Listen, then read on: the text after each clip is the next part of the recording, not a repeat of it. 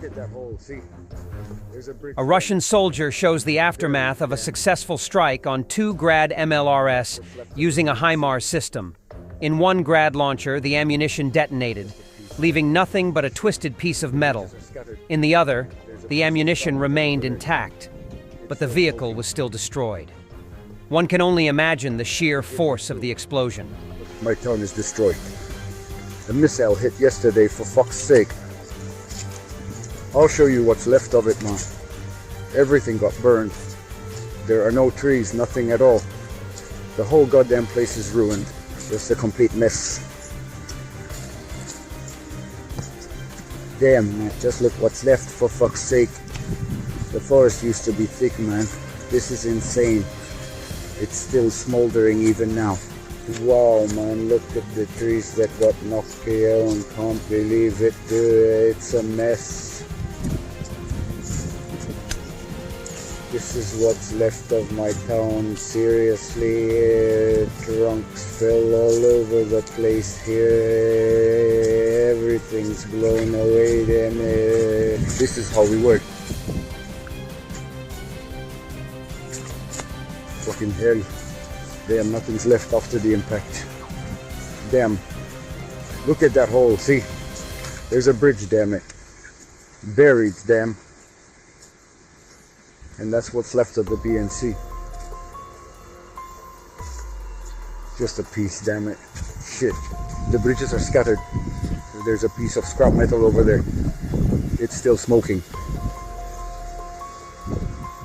It did hit too, but the package didn't detonate at all. Everything's torn up. There's nothing left in the forest strip. Unbelievable. A pretty big crater. The Ukrainian defense forces have driven out the remnants of the Russians from Kupiansk, who had made a breakthrough into the city. A video of their elimination and capture was published on the official Telegram page of Korn Group. The elimination of enemy infantry was carried out in close cooperation between external pilots of reconnaissance drones, assault infantry groups, and tanks. The hiding places of the Russians were discovered thanks to the reconnaissance drones of the Korn Group unit, which guided other units to them. The first phase of the battle ended with the surrender of the Russians, and those who refused to surrender were eliminated by fire from 125mm tank guns. The Russian troops were fortified and subsequently repelled. It should be noted that recently, Russian troops have been concentrating significant forces on the Kharkiv direction, where units of the Ukrainian defense forces have been inflicting significant losses on enemy armored vehicles. In October 2024, the Achilles Attack Drone Battalion, in cooperation with the Buravy National Guard Brigade and the paratroopers of the Nadnipryantska Brigade, destroyed 17 units of occupiers' armored vehicles. In the Kurakhove direction, the 46th Air Mobile Brigade took out a Russian tank and an MTLB armored carrier. The battle for Kurakhove has seen intense fighting as Ukrainian forces defend against persistent Russian assaults aimed at gaining control of this strategically vital location in the Donetsk region, highlighting the ongoing struggle for territorial advantage. The 214th Separate Special OP-4 Battalion uses FPV drones to destroy MTLB, T-80BV, BTR-82AT of the Russian armed forces in the Kurakhove direction. The Russian forces in the Kurakhove area have suffered immense losses as they attempted to break through Ukraine's defenses. From November 7th to 13th, they made several unsuccessful counterattacks, facing severe setbacks. Despite trying to push south of the city, Russian forces were repelled in multiple clashes, resulting in heavy casualties, including 1,770 soldiers lost in a single day. The Russian offensive, which has relied heavily on artillery and tanks, has come at a staggering cost, both in personnel and equipment. As winter approaches, these massive losses make it increasingly difficult for Russia to sustain its momentum in this region. According to the New York Times, Donald Trump might appoint Boris Epshteyn from his legal team a special envoy to broker peace between Russia and Ukraine. According to sources cited by the media, Trump listened with apparent interest and did not dismiss the proposal, even though he did not commit to it. Russia expects to liberate Kursk region by January 20th, Trump's inauguration. If I had read this headline in the Russian media several years ago, I would have been very surprised. This morning, Russian Gazprom stopped gas supplies to Austria. Austria's close cooperation in gas imports, which had existed since 1968, first with the USSR and then with Russia, came to an abrupt halt within 3 days. How and why did it happen?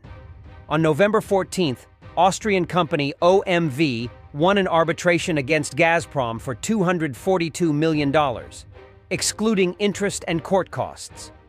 The lawsuit was filed because of irregular gas supplies and their complete cessation in September 2022, when the Kremlin hoped to freeze Europe. Vienna realized that Gazprom would not pay and decided to immediately claim this amount through the existing contract. In other words, instead of transferring regular monthly payments for gas supplied to Gazprom, OMV planned to withhold them until the amount awarded by the court was reached. On October 15th, OMV received a letter from Gazprom Export, a subsidiary of Gazprom, stating that natural gas supplies under the existing contract would be stopped completely. On November 16th, Gazprom cut off gas supplies to Austria, its oldest and largest EU customer among those remaining. However, Vienna turned out to be ready, diversifying gas supplies with the help of non-Russian sources. Moreover, it actually pushed Moscow towards such a scenario. Chancellor Karl Nehammer noted that what had happened was what we have been preparing for since the beginning of the war in Ukraine, and assured that gas storage facilities were full and no one will freeze this winter, no home will be cold. We will not be blackmailed by anyone, not even by the Russian president. We will not be brought to our knees by Putin's government, by Putin himself, he declared. Minister for Climate Action, Environment, Energy, Mobility, Innovation, and Technology, Leonor Gewessler, made a similar statement. The actions of Gazprom today prove once again that Russia is not a partner. But tomorrow also marks the end of a risk. If we no longer receive supplies from Russia, we can no longer be blackmailed, she wrote. And most importantly, by stopping gas supplies to Austria, Gazprom has thus violated the terms of the contract, valid until 2040, and by doing so, it gave Austria a formal pretext for an early and legally clean exit from the contract, thereby getting rid of their gas dependence on Russia and thus depriving the Kremlin of part of the gas revenues used for the war. Putin has outplayed everyone once again. We will not be blackmailed by anyone, not even by the Russian president. We will not let the Russian government or Putin himself blackmail us, not be forced to our knees, but have precisely for this reason prepared ourselves to be resilient. Resilient in the sense of our democracy, and also resilient in terms of our commitment to freedom, democracy, and the rule of law.